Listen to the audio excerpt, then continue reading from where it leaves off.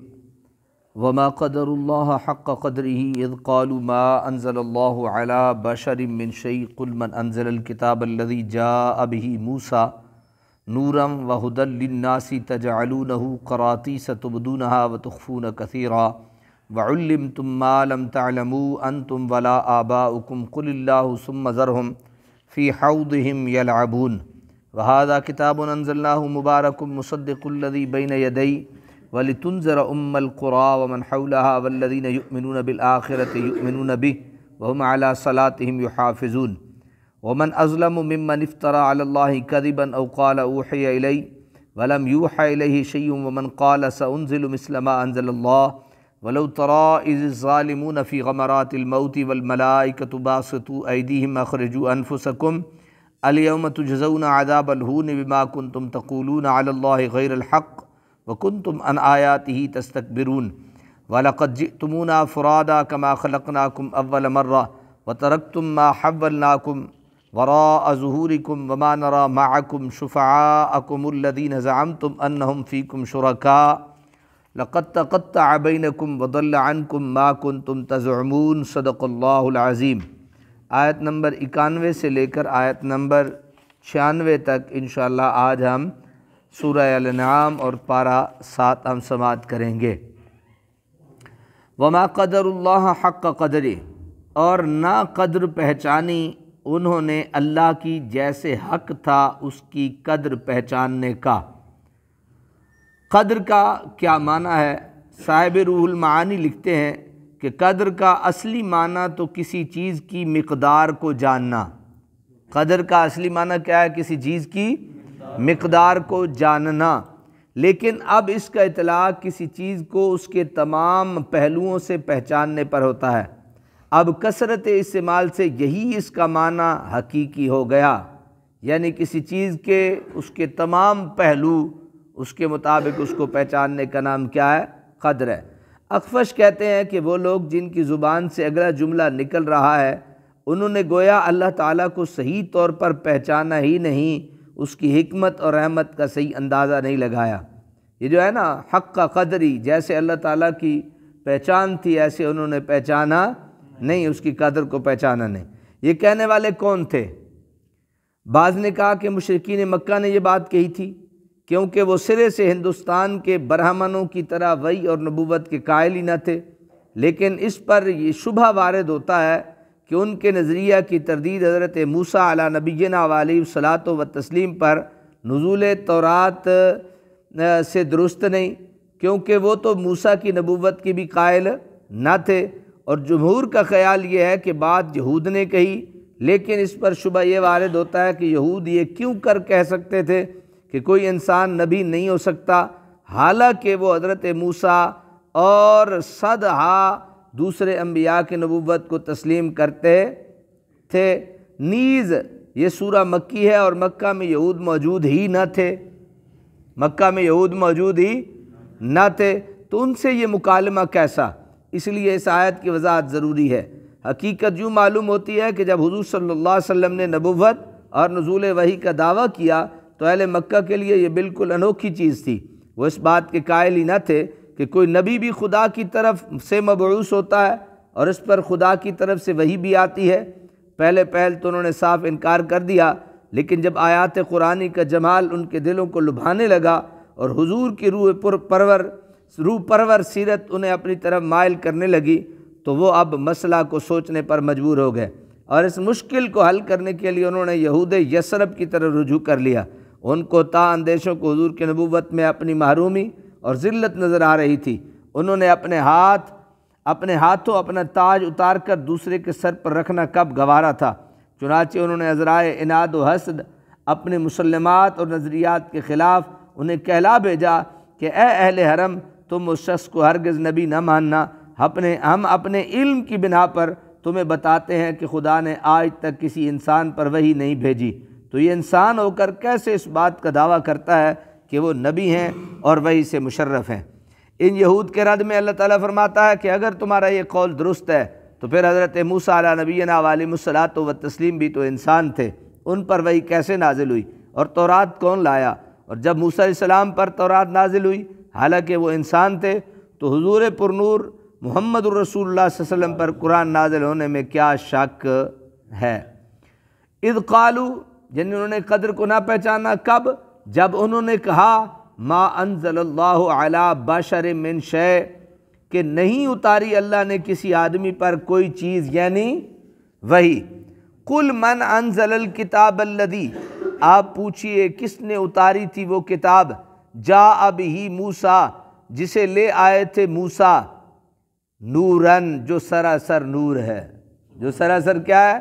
نور ہے، وہدن، اور سراپا ہدایت تھی، للناس، لوگوں کے لیے، تجعلونہ، تم نے بنا لیا تھا اسے قراطیس، الگ الگ کاغذ، تبدونہا وتخفون کثیرا، ظاہر کرتے ہو اسے اور چھپا لیتے ہو اس کا بہت سا حصہ، وعلمتم ما لم تعلموا، اور تمہیں سکھایا گیا جو نہ تم جانتے تھے، انتم ولا آباؤکم، نہ تم جانتے تھے نہ تمہارے باپ دادا جانتے تھے، وہ تمہیں سکھایا گیا۔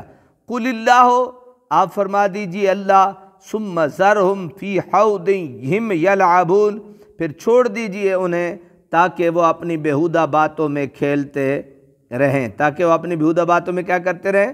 کھیلتے رہیں۔ یہود کے اس قول کی تکذیب کرنے کے بعد ان کی مزید مذمت کی جا رہی ہے کہ تم تو وہ ناشکرے اور احسان فراموش ہو کہ تورات جیسی سراپا نور و ہدایت کتاب کو تم نے ٹکڑے ٹکڑے کر دیا، جس حصہ کو اپنی خواہش اور اغراض کے مطابق پایا اسے اپنا لیا، اور جس حصہ کو اپنی دنیاوی مقاصد سے متصادم محسوس کیا اسے چھپا دیا۔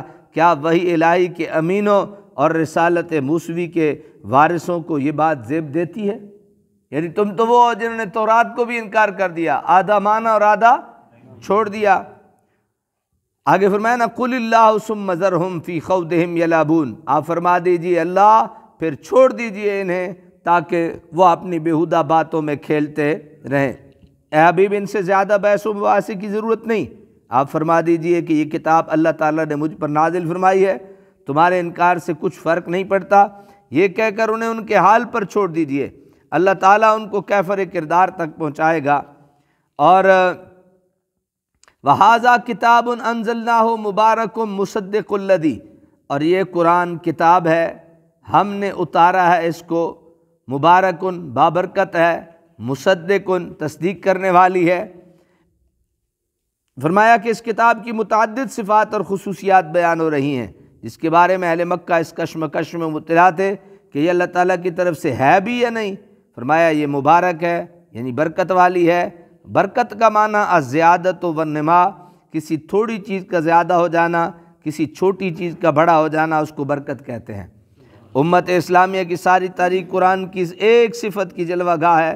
عرب کے ان پڑھ سارے بان وسیع ملکوں اور عظیم قوموں کے زمام اقتدار اپنے ہاتھ میں لیتے ہیں، اور ساری دنیا عدل و انصاف اور پاکیزگی اور تقوی کے نور سے جگمگا اٹھتی ہے۔